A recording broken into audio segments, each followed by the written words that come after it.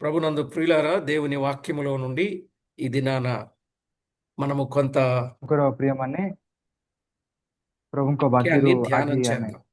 ବାକ୍ୟକୁ ଧ୍ୟାନ କରିବା। మనము యోబు గ్రంథము నుండి కొన్ని విషయాలు ఆలోచన చేస్తున్నాం. ఈ దినం కూడా అక్కడే మనము చదువుకుందాం. ଆମେ ଆଇବ ପୁସ୍ତକରୁ ଆମେ କେତେ ବିଷୟ ଆମେ ଧ୍ୟାନ କରୁଛୁ, ଆଜି ବି ସେଇଠିରୁ ହିଁ ଆମେ ଧ୍ୟାନ କରିବା। 16వ అధ్యాయం 16 6 ପର୍ବ నుండి 14 వచనాలు మనం చదువుకోవాలి. 16 ପର୍ବର 6 ରୁ 14 ପର୍ଯ୍ୟନ୍ତ ଆମେ ଆଜି ପଢିବା। నేను మాటలాడినను నా దుఃఖము చల్లారదు, నేను ఊరకుండినను నాకేమి ఉపశమనము కలుగును. ఇప్పుడు ఆయన నాకు ఆయాసము కలుగజేసి ఉన్నాడు. నా బంధువర్గమంతయు నీవు పాడు చేసి ఉన్నావు. నా దేహమంతయు నీవు పట్టుకొని ఉన్నావు. ఇది కూడా నా మీద సాక్ష్యముగా ఉన్నది. నా క్షీణత ముఖాముఖిగా సాక్ష్యమిచ్చుచున్నది. ఆయన తన కోపము చేత నా మీద పడి నన్ను చీల్చెను. ఆయన నా మీద పండ్లు కొరుకుచుండెను. నాకు శత్రువై నా మీద తన కన్నులు ఎర్రజేసెను. జనులు నా మీద తమ నోరు తెరతురు. నన్ను తిట్టి చెంప మీద కొట్టుదురు. వారు ఏకీభవించి నా మీద గుంపు కూడుదురు. దేవుడు నన్ను దుర్మార్గులకు అప్పగించి ఉన్నాడు. భక్తిహీనుల వశమున నన్ను ఉంచి ఉన్నాడు. నేను నెమ్మదిగా నుంటిని, అయితే ఆయన నన్ను ముక్కలు చెక్కలు చేసి ఉన్నాడు. మెడపట్టుకుని విదలించి నన్ను తుత్తినీలుగా చేసి ఉన్నాడు. తనకు నన్ను గురిదిబ్బగా నిలిపి ఉన్నాడు. ఆయన బాణములు నన్ను చుట్టుకొనుచున్నవి. కనికరము లేక నా తుండ్లను పొడిచెను. నా పైత్యరసము నేలను పారబోసెను. కన్నము మీద కన్నం వేసి ఆయన నన్ను విరగగొట్టెను. పరుగులెత్తు శూరుని వలె నా మీద పడెను. अंकल ओडियाରେ ପଢନ୍ତୁ अंकल ରମେଶ ମାଝୀ। କେତେରୁ କେତେ? 4 ରୁ 14। ଆଚ୍ଛା, 4 ରୁ 14। ମୁଁ ମଧ୍ୟ ତୁମମାନଙ୍କ ପରି କହି ପାରନ୍ତି, ତେବେ ତୁମମାନଙ୍କ ପ୍ରାଣ ମୋ ପ୍ରାଣର ଅବସ୍ଥାରେ ଥାନ୍ତା, ତେବେ ମୁଁ ତୁମମାନଙ୍କ ବିରୁଦ୍ଧରେ ବାକ୍ୟ ମେଳା ମାତ୍ର ଖଞ୍ଜ ପାଖନ୍ତି ଓ ତୁମମାନଙ୍କ ପ୍ରତି ଆପଣା ମୁଖ ମେଲା ପାରନ୍ତି। ମାତ୍ର ମୁଁ ଆପଣା ମୁଖରେ ତୁମମାନଙ୍କ ସବଳ କରନ୍ତି ଓ ମୋ ଅଷ୍ଟାଧର ସାନ୍ତ୍ୱନା ତୁମମାନଙ୍କ ଦୁଃଖରେ ଉପଶମ କରନ୍ତି। ମୁଁ କଥା କହିଲେ ହେ ମୋ ଦୁଃଖର ଉପଶମ ହେଉନାହିଁ। ମୁଁ ନୀରବ ହେଲେ ହେଁ କି ମୋହର ଆରାମ ହୁଏ।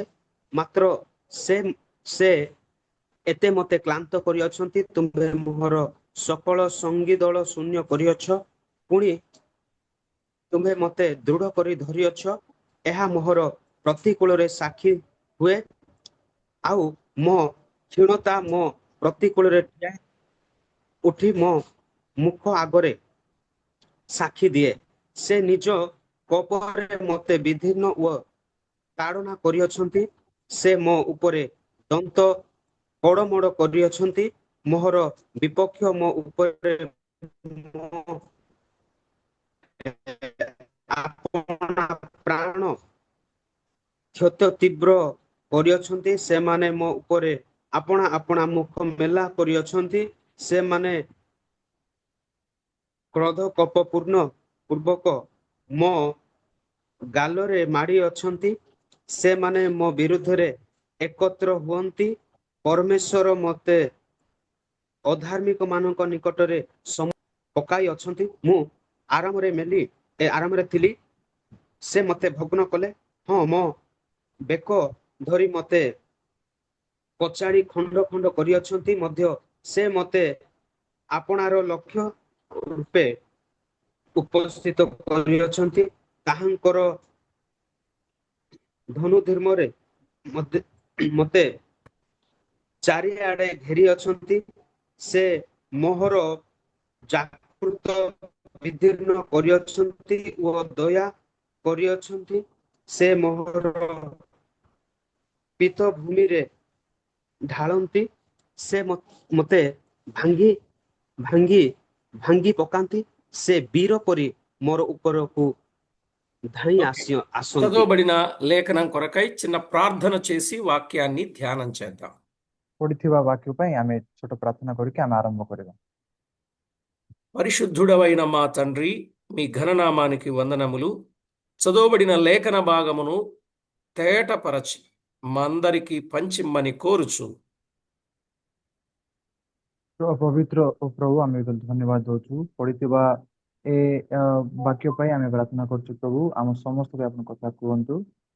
మా ప్రభువు రక్షకుడైన యేసుక్రీస్తు నామమున ప్రార్థించి వేడుచున్నాము తండ్రి. ଆମ ପ୍ରଭୁ ଯୀଶୁ ଖ୍ରୀଷ୍ଟଙ୍କ ନାମରେ ଆମେ ପ୍ରାର୍ଥନା କରୁକି ମାଗୁଛୁ ପିତା, ఆమేన్। ఆమేన్. ప్రభునందు ప్రియులారా, మనము చదువుకున్న ఈ వచన భాగంలో యోబు తన ସବୁଠାରେ అనుభవములో నుండి ఎన్నో కొన్ని సంగతులు, విశేషమైన కొన్ని సంగతులు ఆయన మాట్లాడుతూ ఉన్నట్లుగా మనము చూడగలం. ପ୍ରଭୁଙ୍କ ଠାରେ ପ୍ରିୟମାନେ ଆମେ ଏଠି ପଢିବାରେ ଦେଖିଲୁ ଆମେ ଆୟୁବ ତାଙ୍କର ଜୀବନର ତାଙ୍କର ଅନୁଭବରୁ ଏଠି ସେ କଥା କହୁଛି ବି ଆମେ ଦେଖୁଛୁ। 1-5 వచనాలలో యోబు తన ముగ్గురు స్నేహితులను గద్దించినట్లుగా మనము చూస్తాం. 1ରୁ 5 ପର୍ବ ଭିତରେ ଆୟୁବ ତାଙ୍କର 3ଟି ସାଙ୍ଗମାନଙ୍କୁ ଅ, ସେ କଥା ଟିକେ ଜୋରରେ କହିବା ଆମେ ଏଠି ଶୁଣୁଛୁ। ఈ 6-14 వచనాలలో యోబుకు శ్రమ కలిగించింది దేవుడే అని, యోబు దేవునితోనూ ఇతరులతోనూ చెప్పుటను గూర్చిన విషయాన్ని మనము స్పష్టంగా ఈ వచనాల్లో చూడగలం. ଆଉ 6ରୁ 14 ପର୍ଯ୍ୟନ୍ତ ଆମେ ଦେଖୁଛୁ ଏଠି ଆୟୁବ ଏଠି କହୁଛନ୍ତି ପ୍ରଭୁ ହିଁ ତାଙ୍କୁ ସେ ଦୁଃଖ ସେଠି ଦେଇଛନ୍ତି ବୋଲି, ଆଉ ଆୟୁବ ତାଙ୍କର ସାଙ୍ଗମାନଙ୍କୁ ଆଉ ସମସ୍ତଙ୍କୁ କହିବାର ଆମେ ଏଠି ଦେଖୁଛୁ। ఆయన మాట్లాడిన మాటల్లో ఏమన్నాడంటే, నేను మాట్లాడినను నా దుఃఖము చల్లారదు అన్నాడు. ଏ ଆୟୁବ କଣ କହୁଛନ୍ତି ମାନେ ମୁଁ କଥା ହେଲେ ବି ମୋର ଦୁଃଖ ଥଣ୍ଡା ହେବନି ବୋଲି କହୁଛନ୍ତି। నేను ఊరకుండినను నాకేమీ బాధ తగ్గదు. ମୁଁ ମୌନ ଭାବରେ ଥିଲେ ବି ମତେ ବାଧା କିଛି କମି ହେବନି ବୋଲି କହୁଛନ୍ତି। నేను మాట్లాడినా మౌనంగా ఉన్నా ఒకటే, నాకు కష్టాలు తప్పవు అన్నాడు. ମୁଁ କଥା ହେଲେ ବି ମୁଁ ମୌନରେ ଥିଲେ ବି ମତେ କଷ୍ଟ କେବେ ବି କମ ହେବନି ବୋଲି ଆୟୁବ କହୁଛନ୍ତି। నా బంధువర్గం అంతా నీవు పాడు చేసి ఉన్నావు. ମୋର ଯେତିକି ଲୋକମାନେ ଅଛନ୍ତି ତମେ ସବୁ ଖରାପ କରି ଅଛ ବୋଲି ଆୟୁବ କହୁଛନ୍ତି। అని యోబు దేవునితో చెప్పాడు 7వ వచనంలో. ସେମିତି 7 ପର୍ବରେ ଆୟୁବ ପ୍ରଭୁଙ୍କୁ କହୁଛି। నిజమే, ఆయన పరిస్థితి ఎలా ఉంది? 1 అధ్యాయం 15-19 వచనాల్లోనూ ତାଙ୍କର ଆୟୁବଙ୍କର ପରିସ୍ଥିତି କେମିତି ଅଛି 1ରୁ 18 ପର୍ବ ଭିତରେ ଆମେ ଦେଖୁଛୁ। 19వ అధ్యాయం 13-15 వచనాల్లోనూ 18 ପର୍ବର 13ରୁ 15 ପର୍ଯ୍ୟନ୍ତ నా పిల్లలందరూ చనిపోయారు అన్నాడు. ମୋର ପିଲାମାନେ ସମସ୍ତେ ମରିଗଲେ ବୋଲି ଆୟୁବ କହୁଛନ୍ତି। నా సోదర జనము నాకు దూరము చేశావు అన్నాడు. ମୋର ଲୋକମାନେ ସମସ୍ତଙ୍କୁ ତମେ ଦୂର କରି ଅଛ ବୋଲି କହୁଛନ୍ତି।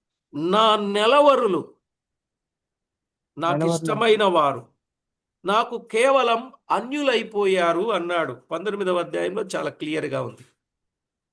ମୋର ଲୋକମାନେ ସମସ୍ତେ ମତେ ସମସ୍ତେ ଦୂର ହୋଇଗଲେ ବୋଲି 18 ପର୍ବରେ ଆଉ 19 ପର୍ବରେ ଆମେ ଦେଖୁଛୁ। 13-14 వచనాల్లో రండి. ଅ, ଅ, నా నా 14 బంధువులు ପର୍ବରେ నా యొద్దకు రాకై ఉన్నారు. ମୋର ବନ୍ଧୁ ମାନେ ମୋ ପାଖକୁ ନ ଆସିକି ଅଛନ୍ତି ବୋଲି ଆମେ 13-14 ପଦରେ ଆମେ ଦେଖୁଛୁ। నా ప్రాణ స్నేహితులు నన్ను మరచిపోయారు అన్నాడు. ମୋର ପ୍ରାଣ ସ୍ନେହ ସାଙ୍ଗମାନେ ମତେ ଭୁଲିଗଲେ ବୋଲି ଏଠି କହୁଛି ଆୟୁବ। నా ఇంటి దాస దాసీ జనులు నన్ను అన్యునిగా ఎంచెదరు అన్నాడు. ମୋର ଘରର ଦାସ ଦାସୀ ମାନେ ମତେ ଅନ୍ୟ ଭାବରେ ତାଙ୍କେ ଦେଖୁଛନ୍ତି ବୋଲି ଆୟୁବ నేను କହୁଛନ୍ତି। వారి దృష్టికి పరదేశినై ఉన్నాను అన్నాడు. ମୁଁ ତାଙ୍କର ଦୃଷ୍ଟିକୁ ମୁଁ ଗୋଟେ ପରଦେଶୀ ପରି ଦେଖା ଯାଉଛି ବୋଲି ଆୟୁବ କହୁଛନ୍ତି। చూడండి, 1 తన పిల్లలందరూ చనిపోయారు. ଦେଖନ୍ତୁ ଗୋଟେ ତାଙ୍କର ପିଲାମାନେ ସମସ୍ତେ ମରିଗଲେ।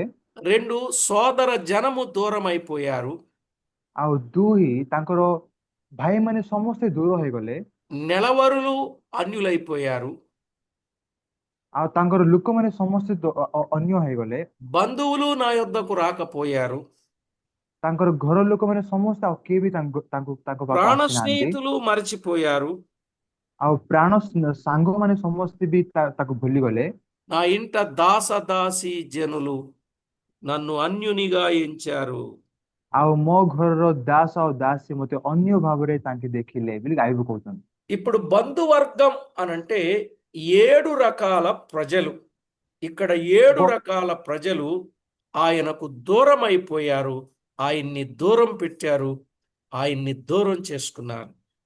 ବନ୍ଧୁ ମାନେ ଅର୍ଥ କଣ ମାନେ 7 ପ୍ରକାର ଲୋକମାନେ ତାଙ୍କୁ ଦୂର ହୋଇଗଲେ, ତାଙ୍କୁ ଅଲଗା କରିଦେଲେ ବୋଲି ଅର୍ଥ। పోనీ దేహమన్నా బాగుంది అంటే 7వ వచనములో ఏమన్నాడో చూడండి. ହଉ ଦେହ ଭଲ ଅଛି କି?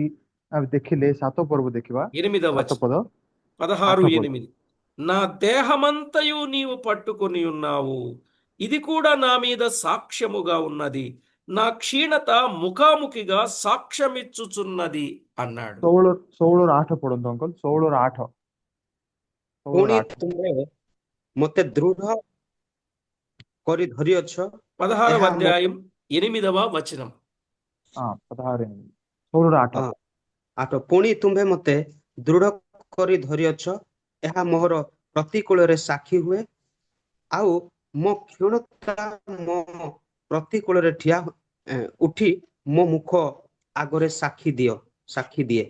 చూడండి ప్రియులారా, ଦେଖନ୍ତୁ ପ୍ରିୟମାନେ, పిల్లలందరూ ఇబ్బంది అయిపోయారు, బంధువులందరూ ఇబ్బంది అయిపోయారు. పోనీ ఏమైనా బాడీ దేహం ఏమైనా సాకారంగా ఉంటుందా అనంటే ఆ దేహాన్ని కూడా ఆయన పట్టుకున్నాడు అని చెప్పాడు. ପିଲାମାନେ ସମସ୍ତେ ପଳେଇଲେ, ବନ୍ଧୁମାନେ ପଳେଇଲେ ସମସ୍ତେ। ହଉ ଠିକ ଅଛି, ଦେହ ବି ଭଲ ଅଛି ବୋଲି ଦେଖିଲେ, ଦେହକୁ ବି ତାଙ୍କେ ପ୍ରଭୁ ଧରିଛନ୍ତି ବୋଲି ଏଠି ଆଇବ କହୁଛନ୍ତି। ଦେହ ఇది ବି కూడా నా ଧରିଛନ୍ତି। మీద సాక్ష్యం ఇస్తుంది, నాకు క్షీణత కనబడుచున్నది అన్నాడు. ଦେହ ବି ମୋ ଉପରେ ସାକ୍ଷ୍ୟ ଦଉଛି, ଏଇଟା ମତେ ବହୁତ କଷ୍ଟ ଦଉଛି ବୋଲି ଏଠି ଆଇବ କହୁଛନ୍ତି। నిజమే ప్రియులారా, ఆయన పరిస్థితి ఎంత ఘోరంగా ఉందో మనము చూడవచ్చు. ଆମେ ଦେଖୁଛୁ ଏଠି ପ୍ରିୟମାନେ, ଆଇବଙ୍କର ପରିସ୍ଥିତି କେତେ ଭୟଙ୍କର ଭାବରେ ଅଛି ଆମେ ଏଠି ଦେଖୁଛୁ। 10వ అధ్యాయం 17వ వచనం ఎడతెగక నా మీదికి క్రొత్త సాక్షులను పిలిచెదవు, ఎడతెగక నా మీద నీ ఉగ్రతను పెంచెదవు, ఎడతెగక సమూహము వెనక సమూహమును నా మీదికి రాజేసెదవు అన్నాడు. అంకుల్ ఎన్నో వచ్చిన అంకుల్? 10వ అధ్యాయం 17వ వచనం. 10 ର 17 ପଢନ୍ତୁ ଅଙ୍କଲ। 10 ପର୍ବର 17 ପଦ। సరే, నేను చెప్పిన మాట చెప్పు. ఓకే అంకుల్, 17 ఓకే అంకుల్, ଥାନ୍ତୁ చెప్పండి అంకుల్। ఎడతెగక నా మీదికి క్రొత్త సాక్షులను పిలుస్తున్నావు అన్నాడు. ଆମେ ଏଠି ଚୁପ୍ ନ ରହିକି ମୋ ଉପରେ ନୂଆ ସାକ୍ଷୀ ଲୋକମାନଙ୍କୁ ତମେ ଡାକୁଅଛ ବୋଲି ଆଇବୁ କହୁଛନ୍ତି। ఎడతెగక నా మీద నీ ఉగ్రతను పెంచుచున్నావు అన్నాడు. ମୋ ଉପରେ ତମର ଅ, ତାଙ୍କର ମାନେ କ୍ରୋଧ ତମେ ଦେଖାଉଛ ବୋଲି ଆଉ ପ୍ରଭୁ ଆଇବୁ କହୁଛନ୍ତି। ఎడతెగక సమూహము వెనక సమూహం నా మీదికి రాజేయుచున్నావు అన్నాడు. ମାନେ ସମూହ ମାନେ ବହୁ ଲୋକମାନେ ସମସ୍ତଙ୍କୁ ମୋ ଉପରକୁ ପଠଉଛ ବୋଲି ଆଇବୁ କହୁଛନ୍ତି। నిజంగా ఆయన పరిస్థితి ఎంత ఎలా ఉంది అనంటే చాలా ఘోరంగా కనబడుతుంది. ଏଇଠି ଆମେ ଦେଖୁଛୁ ଆଇବୁଙ୍କର ପରିସ୍ଥିତି କେମିତି ଅଛି, ମାନେ ବହୁତ ଭୟଙ୍କର ଭାବରେ ଆମେ ଦେଖୁଛୁ। సరే, నేను క్షీణించిపోయాను అని యోబు మాట్లాడుతూ ఉన్నాడు. ମୁଁ ପୁରା ଅ, ମାନେ ଅସୁସ୍ଥ ଭାବରେ ନହେଲେ ପୁରା ଖରାପ ହେଇଗଲି ବୋଲି ତାଙ୍କେ ଆଇବୁ କହୁଛନ୍ତି। 16వ అధ్యాయం 9, 10 వచనాల్లో ఆ మాట చెప్పాడు. 16 9 10 ପଦରେ ତାଙ୍କେ ଏଇଠି କହୁଛନ୍ତି। ఆయన నా మీద పండ్లు కొరుకుచుండెను.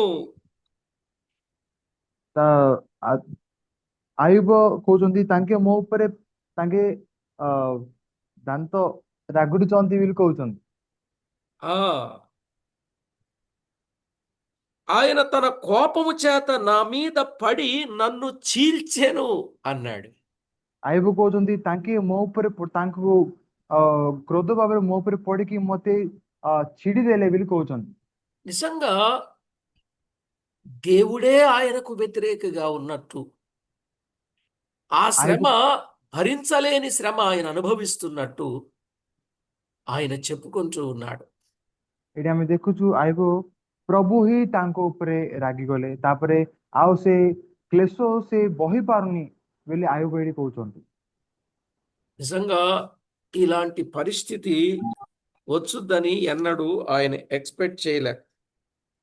ସତ ଭାବରେ ଏମିତି ପରିସ୍ଥିତି ଆଇବକୁ ଆସିବ ବୋଲି ସେ କେବେ ଭାବିନଥିଲା। 19వ అధ్యాయం 11వ వచనంలో 18-11 ఆయన నా మీద తన కోపమును రగులబెట్టెను అన్నాడు.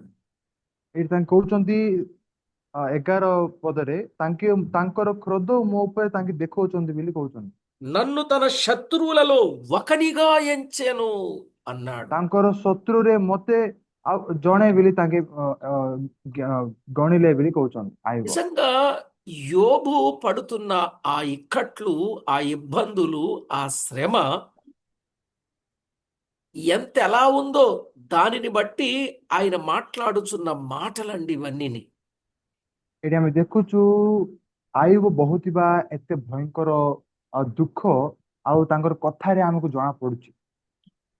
ఇక ఆయన అనుకుంటున్నాడు, దేవునికి నేనంటే ఎందుకింత కోపం, నాకు అర్థం ଆଇବ కావట్లేదు ଭାବୁଛନ୍ତି అన్నాడు. ଆଇବ କହୁଛନ୍ତି ପ୍ରଭୁଙ୍କୁ ମୋ ଉପରେ କଣ ପାଇଁ ଏତେ ରାଗ ନହେଲେ ଏତେ କ୍ରୋଧ ବୋଲି ମତେ ବୁଝା ପଡୁନି ବୋଲି ଆଇବ କହୁଛନ୍ତି। దేవుని ఉగ్రత నా మీద భారం అయిపోయింది అంటున్నాడు. ପ୍ରଭୁଙ୍କର କ୍ରୋଧ ମୋ ଉପରେ ଭାର ହେଇଗଲା ବୋଲି ଆଇବ କହୁଛନ୍ତି। ఆయనే శత్రువై నా మీద కన్నులు ఎర్ర చేశాడు అని మాట్లాడుతూ ఉన్నాడు. ଆଇବ କହୁଛନ୍ତି ପ୍ରଭୁ ହିଁ ତାଙ୍କେ ମୋ ଶତ୍ରୁ ହେଇକି ମୋ ଉପରେ ତାଙ୍କର ଆଖି ରଙ୍ଗ ମାନେ କରିଦେଲେ ବୋଲି ତାଙ୍କୁ କହୁଛନ୍ତି। ఇక ఆయనే అలాగుంటే లాల్ ହଁ జనులు నా మీద నోరు తెరిచి నన్ను తిట్టి చంప మీద కొట్టెదరు అంటున్నాడు. ଆଇବ କହୁଛନ୍ତି ଲୋକମାନେ ମୋ ଉପରେ ତାଙ୍କେ ପାଟି ଖୋଲିକି ତାଙ୍କେ ମତେ ଗାଳି ଦେବେ, ଗାଳି କରିବେ ବୋଲି ଆଇବ କହୁଛନ୍ତି। వారు ఏకీభవించి నా మీద గుంపు కూడుదురు అంటున్నాడు. ତାଙ୍କେ ସମସ୍ତେ ମିଶିକି ମୋ ଉପରକୁ ଆସିବେ ବୋଲି ଆଇବ କହୁଛନ୍ତି।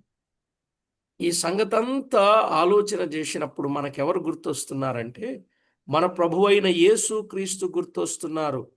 ఆయన కూడా అలాగే హింసించబడ్డట్టుగా మనము చూడగలం. ଏ ସବୁ ଆମେ ଦେଖିଲେ ଆମକୁ କିଏ ମନେ ପଡୁଛନ୍ତି, ମାନେ ଆମକୁ ଆମର ପ୍ରଭୁ ଯୀଶୁ ଖ୍ରୀଷ୍ଟ ଆମକୁ ମନେ ପଡୁଛନ୍ତି। నిజమండి, యోబుకు ఎన్ని శ్రమలు ఎదురయ్యాయో యేసుక్రీస్తు కూడా అన్ని శ్రమలు, అన్ని హింసలు ఆయన భరించిన వాడుగా చూస్తున్నాం. ଏଠି ଆମେ ଦେଖୁଛୁ ଆଇବ ଯେତିକି କଷ୍ଟ ତାଙ୍କେ ବହିଲେ ସେମିତି ହିଁ ଆମେ ଦେଖୁଛୁ ପ୍ରଭୁ ଯୀଶୁ ଖ୍ରୀଷ୍ଟ ବି ସେମିତି ହିଁ କଷ୍ଟ ବହିଲେ। యెషయా గ్రంథం 50వ అధ్యాయం 6వ వచనంలో మనము చూడవచ్చు. ଜିସାୟର 50:6 ଆମେ ଦେଖୁଛୁ। ଜିସାୟ 50:6 అలాగే మత్తయి వ్రాసిన సువార్త 26వ అధ్యాయం 67వ వచనంలో మనం చూడవచ్చు. ତାପରେ ମାଥ୍ୟୁର 26:67 67 నిజంగా ఆయన ఎన్ని శ్రమలు పడ్డాడో, ଆମେ ఎన్ని ଦେଖୁଛୁ బాధలు పడ్డాడో. ఒకవేళ యోబు క్రీస్తు శిలువను చూచి ఉంటే అతడు ఆదరణ పొందగలడు గాని ఆయన చూచి ఉండలేదు. ଆମେ ଏଠି ଦେଖୁଛୁ ପ୍ରଭୁ ଯୀଶୁ ଖ୍ରୀଷ୍ଟ ଯେତିକି କଷ୍ଟ ଭାବିଲେ, କେତେ କଷ୍ଟ ପଡିଲେ, ଯଦି ଆଇବ ସେ ଦେଖିଥିଲେ ଆଉ ତାଙ୍କେ ବହୁତ ମାନେ ବହୁତ ତାଙ୍କେ ମାନେ ତାଙ୍କେ କଷ୍ଟ ଏତେ ଭାବିନଥାନ୍ତେ। ଆଇବ దేవుడు నన్ను దుర్మార్గులకు అప్పగించి ఉన్నాడు అన్నాడు. ଆଇବ କହୁଛନ୍ତି ପ୍ରଭୁ ମତେ ଭୟଙ୍କର ଲୋକମାନଙ୍କୁ ତାଙ୍କେ ମତେ ଦେଇଛନ୍ତି ବୋଲି କହୁଛନ୍ତି। మాత్రమే కాదు, వారి దూషణలు నాకు గాయాలు రేపుచున్నవి అని అన్నాడు. ତାଙ୍କର ମାନେ ଖରାପ କଥା ମତେ ମତେ ବହୁତ କଷ୍ଟ ଦଉଛି ବୋଲି ଆଇବ କହୁଛନ୍ତି। నేనెంతో శ్రమ పడ్డాను, ମୁଁ ବହୁତ କଷ୍ଟ ପଡିଲି ବୋଲି କହୁଛନ୍ତି। నేను నెమ్మదిగా ఉన్నప్పుడు ఆయన నన్ను ముక్కచెక్కలు చేశాడు అని అంటున్నాడు. ମୁଁ କେତେ କ୍ଲେଶ ପାଇଲି, ମୁଁ ବହୁତ ଭଲ ଭାବରେ ଥିବା ସମୟରେ ମତେ ତାଙ୍କେ ମତେ କାଟିଦେଲେ ବୋଲି କହୁଛନ୍ତି। అకస్మాత్తుగా నా మీదికి ఉపద్రవం వచ్చి పడింది అని అంటున్నాడు. ମୋ ଉପରକୁ ମୋ ଉପରକୁ ବହୁତ ବଡ କ୍ଲେଶ କ୍ରୋଧ ମୋ ଉପରକୁ ଆସିକି ପଡିଲା ବୋଲି ଆୟୁବ କହୁଛନ୍ତି। ఆయన నన్ను తుత్తునీయులుగా చేసి ఉన్నాడు అని మాట్లాడాడు. ତାଙ୍କେ ମତେ ଚକଟିକି ପୁରା ଇଏ କରିଦେଇଛନ୍ତି ବୋଲି ତାଙ୍କେ ଆୟୁବ କହୁଛନ୍ତି। ఇప్పుడు చెప్పిన ఈ సంభాషణ అంతా కూడా ఇది యోబు గ్రంథంలోని మొదటి 2 అధ్యాయాలకు సంబంధించింది. ଏ ସବୁ କଥା ଆମେ ଯେତିକି ବି କଥା ହେଲୁ, ଏ ସବୁ ଆୟୁବର 1 ଆଉ 2 ପର୍ବର କଥା ଏ ସବୁ। నన్ను గురిదెబ్బగా నిలిపి ఉన్నాడు అన్నాడు 7వ అధ్యాయం 20వ వచనం. ଆମେ 7ର 2ରେ 20ରେ ପଢୁଛୁ। అంకుల్ ఇంకోసారి చెప్పండి అంకుల్। 7:20. 7ର 20 కొడతారు అంకుల్, పడండి, ମୁଁ ବୁଝିପାରିଲିନି ସେଟା। మాత్రమే కాదు, ఆయన బాణములు నన్ను చుట్టుకొనుచున్నవి అని అన్నాడు. ତାପରେ ଆୟୁବ କହୁଛନ୍ତି ତାଙ୍କର ଧନୁ ସର ମତେ ସବୁ ଘେରିକି ଅଛି ବୋଲି କହୁଛନ୍ତି అంకుల్। కనికరము లేకుండా నా తుండ్లను పొడిచి ఉన్నాడు అన్నాడు. ତାଙ୍କେ ଦୟା ନଥାଏ କି ତାଙ୍କେ ମୋର ମାଡ ସବୁକୁ ତାଙ୍କେ ଇଏ କରୁଛନ୍ତି ବୋଲି ଆୟୁବ କହୁଛନ୍ତି। నా పైత్య రసాన్ని నేలను పారబోసాడు అన్నాడు. పైత్య రసాన్ని అంటే అర్థం కాదు। ఆ, నా శరీరములో ఉన్న రక్తాన్ని నేలను పోసాడు అన్నాడు. ମୋର ଶରୀର ଭିତରେ ଥିବା ସେ ରକ୍ତକୁ ତାଙ୍କେ ପକେଇଦେଲେ ବାହାରକୁ ବୋଲି ଆୟୁବ କହୁଛନ୍ତି। నా శరీరములోని అవయవ భాగాల నొప్పులను భరించలేక ఉన్నాను అన్నాడు. ମୋର ଶରୀର ଥିବା ବଥା ବାଧା ମୁଁ ବହି ପାରୁନି ବୋଲି ଆୟୁବ କହୁଛନ୍ତି।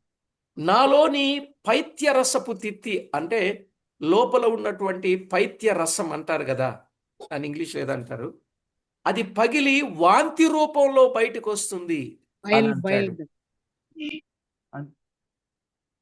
ମୋ ଭିତରେ ଥିବା ଯୋଉ ରସ ସେଟା ଫାଟିକି ବାହାରକୁ ଆସୁଛି ବୋଲି ଆୟୁବ କହୁଛନ୍ତି। విలాప వాక్యాలు 2:11 మనం చూడగలం. విలాప వాక్య 2:11 ଆମେ ଦେଖୁଛୁ। శత్రువు ఇంటికి కన్నం వేసినట్లు నా శరీరం మీద లూటీలు అంటే లాఠీలు పడ్డాయి అని మాట్లాడుతున్నాడు. అంకుల్ ఇంకోసారి చెప్పండి అన్నమాట। శత్రువు నా ఇంటికి కన్నం వేసినట్లు, ఓకే, శత్రు ମୋ ଘରକୁ କଣା ଯେମିତି ପକେଇବ నా ସେମିତି ମୋ శరీరం ଶରୀର మీద లాఠీలు పడ్డాయి అన్నాడు. ସେମିତି ହିଁ ମୋ ଶରୀର ଉପରେ ଲାଠିରେ ମାଡ ପଡିଲା ବୋଲି ଇଏ କହୁଛନ୍ତି, ଆୟୁବ କହୁଛନ୍ତି। దేవుడే సూర్యుడులాగా పరిగెత్తి వచ్చి నా మీద పడ్డాడు అన్నాడు. ପ୍ରଭୁ ହିଁ ସୂର୍ଯ୍ୟ ପରି ଆସିକି ମୋ ଉପରେ ପଡିଲେ ବୋଲି ଆୟୁବ କହୁଛନ୍ତି। నేను తట్టుకోలేకపోవచ్చున్నానన్నాడు 14వ వచనం. ଆମେ 14 ପଦରେ ଦେଖୁଛୁ ମୁଁ ସହି ପାରୁନି ବୋଲି କହୁଛନ୍ତି। శరీరం లోపల చెప్పరాని బాధ ఉంది గనుక ఆ బాధను భరించలేక బాధపడుచున్నాను అన్నాడు. ଶରୀର ଭିତରେ ଏତେ ବାଧା ଏତେ ଅଛି ଯେ ମୁଁ ସେ ବାଧାକୁ ମୁଁ ବାହାରକୁ କହିପାରୁନି ବୋଲି ଆୟୁବ କହୁଛି। ఇదంతా మనం ఆలోచన చేసినప్పుడు కీర్తన 22వ కీర్తన మనకి జ్ఞాపకం వస్తుంది. ଏ ସବୁ ଆମେ ଯଦି ଚିନ୍ତା କରିବୁ ଆମ ଗୀତ ସଂଗୀତା 22 ଆମକୁ ମନେ ପଡିବ। యేసుక్రీస్తు ప్రభువారు 6 న్యాయస్థానముల దగ్గరకు తీసుకురాబడినట్లు ଯୀଶୁଖ୍ରୀଷ୍ଟ 6 ନ୍ୟାୟ ସ୍ଥାନ ପାଖକୁ ନେଇକି ଆସିଥିବା ఆ 6 న్యాయస్థానములలో ఆయన అన్యాయపు తీర్పు నొందినట్లుగా చూస్తాం. ଆଉ ସେ 6 ନ୍ୟାୟ ସ୍ଥାନରେ ତାଙ୍କେ ଅପମାନ ହେଲେ ବୋଲି ଆମେ ଦେଖୁଛୁ। ఆ న్యాయస్థానాలలో అన్యాయపు తీర్పు తీర్చి 6 రకాల శిక్షలు వేసినట్లుగా చూస్తాం. ସେ 6 ନ୍ୟାୟ ସ୍ଥାନରେ ଅନ୍ୟାୟ ତାଙ୍କୁ ନ୍ୟାୟ କରିକି ତାଙ୍କୁ ଅନ୍ୟାୟ କରିକି ତାଙ୍କେ 6 ପ୍ରକାର ତାଙ୍କେ ଦଣ୍ଡ ପାଇଲେ। ఆనాడు యోబు అనుభవించాడు, ఈనాడు క్రీస్తు ప్రభు అనుభవించారు అని చెప్పడానికి వారిద్దరిని ప్యారలల్ చేసి పోలికగా చేసి మనం చెప్పొచ్చు. ସେ ସମୟରେ ଆୟୁବ ଦୁଃଖ ପାଇଲେ ଆଉ ଏ ସମୟରେ ପ୍ରଭୁ ଯୀଶୁଖ୍ରୀଷ୍ଟ ଦୁଃଖ ପାଇଲେ ବୋଲି ଆମେ ତାଙ୍କୁ ମିଶେଇକି ଆମେ ଦେଖିପାରିବୁ। 6 రకాల శిక్షలు ఏంటంటే, 1 బాషాను దేశపు బలమైన వృషభములు నన్ను చీల్చివేశాయి అన్నాడు. వృషభములు అంటే ఎద్దులు. ଓକେ ଆମେ ଦେଖୁ 6 ପ୍ରକାର ଦଣ୍ଡ କଣ ମାନେ ଗୋଟେ ପ୍ରଥମ ହଉଛି ଆ ଆ, ପ୍ରଥମ ହଉଛି ଷଣ୍ଡ ମତେ ବଳଦ ବଳଦ ମତେ ଛିଡି ଦେଇଛନ୍ତି ବୋଲି କହୁଛନ୍ତି। రెండవదిగా అంటే అదే ఒంగోలు గిత్తలు అంటారు చూడు, అట్లా. అవును అలాగు బాషాను దేశపు బలమైన వృషభములు నన్ను చీల్చివేశాయి అన్నాడు. ବହୁତ ବଡ ବଡ ବଳଦ ମତେ ଛିଡି ଦେଇଛନ୍ତି ବୋଲି ଆଇବ କହୁଛନ୍ତି। రెండవది, ଦୁଇ సింహములు నన్ను చీల్చివేశాయి అన్నాడు. రెండవ శిక్ష. ଆଉ ଦୁଇର ଦଣ୍ଡ ହଉଛି ସିଂହ ମାନେ ମତେ ଛିଡି ଦେଲେ ବୋଲି କହୁଛି। మూడవది, ତିନି కుక్కలు నన్ను చీల్చివేశాయి అన్నాడు. ତିନିର ଦଣ୍ଡ ହଉଛି କୁକୁର ମତେ ଛିଡି ଦେଲେ ବୋଲି ଆଇବ କହୁଛି। నాలుగవది, ଚାରି గురుపోతులు నన్ను చీల్చివేశాయి అన్నాడు. గురుపోతులు కొమ్ములతో లాగినట్టు గురుపోతులు నన్ను చీల్చివేశాయి అన్నాడు. ଆଉ ଚାରିର ବି ଗୋଟେ ଜନ୍ତୁ ଆଉ ସେଇଟା ବି ମତେ ଛିଡି ଦେଲେ ବୋଲି ଆଇବ କହୁଛନ୍ତି। ఐదవది, దుర్మార్గులు నన్ను చీల్చివేశారన్నాడు.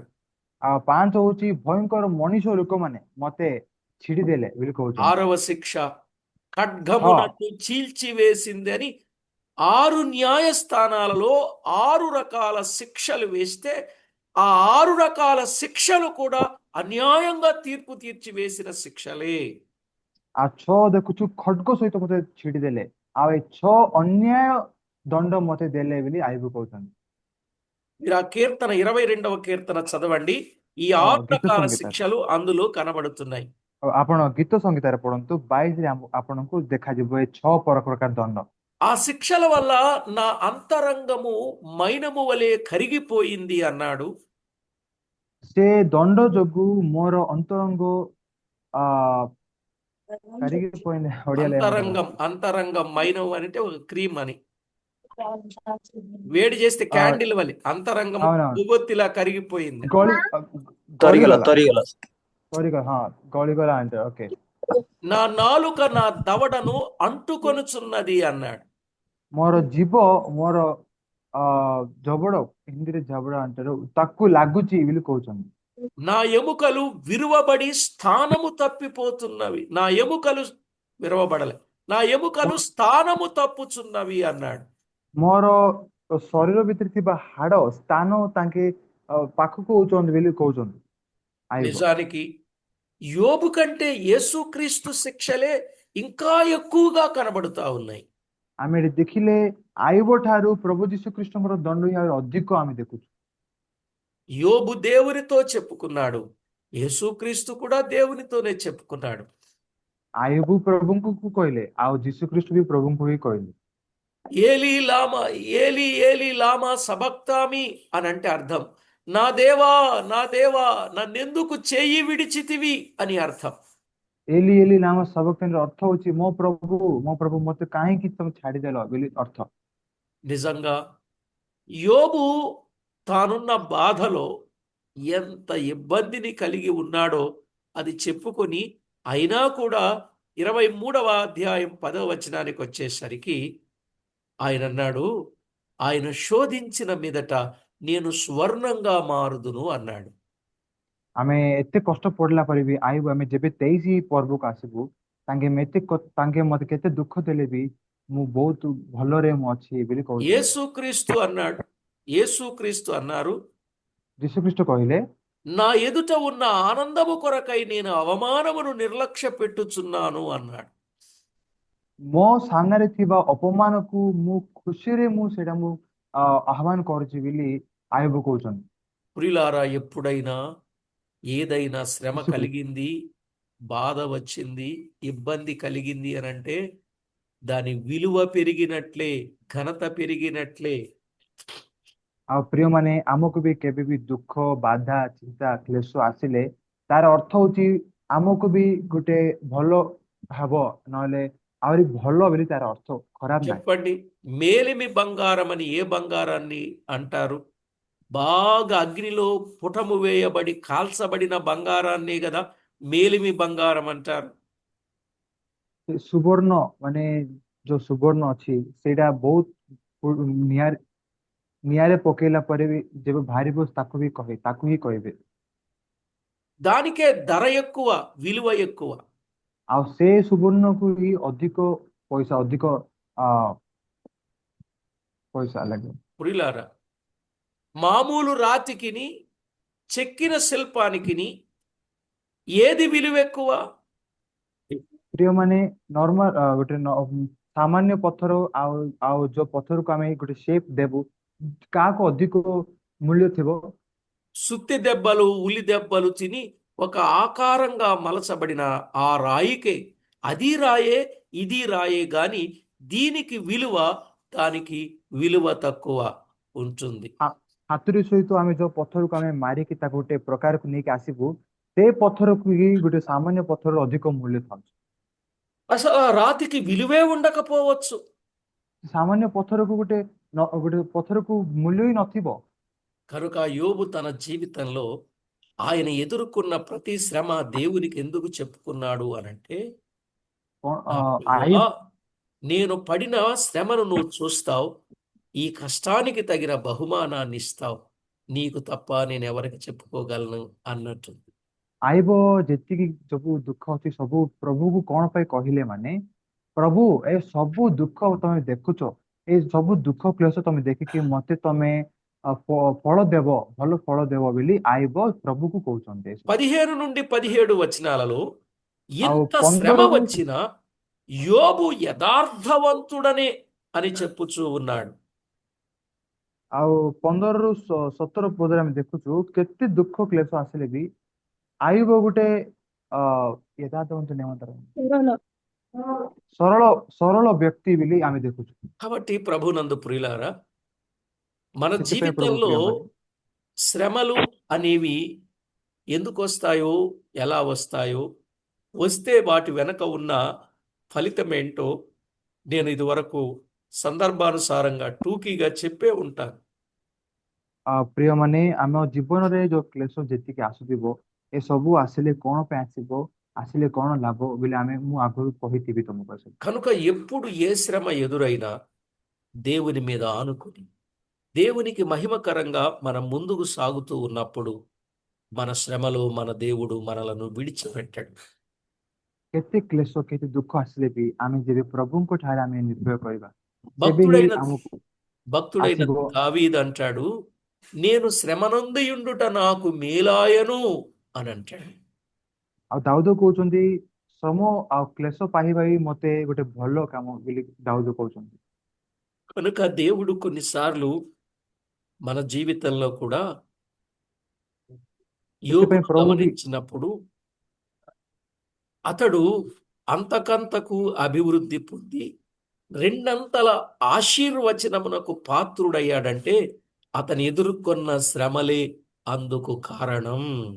ଆମେ ଦେଖୁଛୁ ଆଇବ ଧୀରେ ଧୀରେ ଧୀରେ ଧୀରେ ତାଙ୍କେ ଯେବେ ଆଶୀର୍ବାଦ ପାଇଲେ ଆମେ ଦେଖିଲେ ଏ ସବୁ କ୍ଲେଶ ପରେ ହିଁ ତାଙ୍କେ କ୍ଲେଶ ପାଇବା ଯୋଗୁଁ ହିଁ ତାଙ୍କେ ଏ ସବୁ ଆଶୀର୍ବାଦ ଆଇବ ପାଇଲେ ପରେ రెండంతలు ఆశీర్వదించబడిన వాడయ్యాడు. ଦୁଇ ఎందుకంటే ଗୁଣରୁ ଅଧିକ అంతటి శ్రమలను ఆయన సహించాడు కాబట్టే, అవి దేవుడు చూచాడు కాబట్టే ఆ వాటన్నింటిలో నుండి దేవుడు విడిపించి అభివృద్ధిని కలిగించాడు. ଆଗରୁ ଠାରୁ ଅଧିକ ଆଶୀର୍ବାଦ କଣ ପାଇଁ ପାଇଲେ ମାନେ ତାଙ୍କେ ଆଇବ ଏତେ ଦୁଃଖ ପାଇବା ଯୋଗୁଁ ପ୍ରଭୁ ତାଙ୍କୁ ଦେଖିକି ତାଙ୍କୁ ଅଧିକ ଆଶୀର୍ବାଦ ଦେଲେ। కనుక మన జీవితంలో ఎప్పుడు ఏ శ్రమ ఎదురైనా దేవుని మీద ఆనుకొని ముందుకు సాగడం ఉత్తమోత్తమమైన పని. ସେଥିପାଇଁ ଆମ ଜୀବନରେ ବି କେବେ ବି କ୍ଲେଶ ଦୁଃଖ ଆସିଲେ ପ୍ରଭୁଙ୍କ ଉପରେ ଆମର ଚିନ୍ତା ରଖିକି ପ୍ରଭୁଙ୍କ ସହିତ ଚାଲିଲେ ସେଇଟା ହିଁ ଭଲ କାମ। ప్రార్థన చేసుకుందాం. ପ୍ରାର୍ଥନା କରିବୁ। పరిశుద్ధుడవైన మా తండ్రి, మీకు స్తోత్రములు. ପବିତ୍ର ପ୍ରଭୁ ଆମେ ତୁମକୁ ଧନ୍ୟବାଦ ଦଉଛୁ।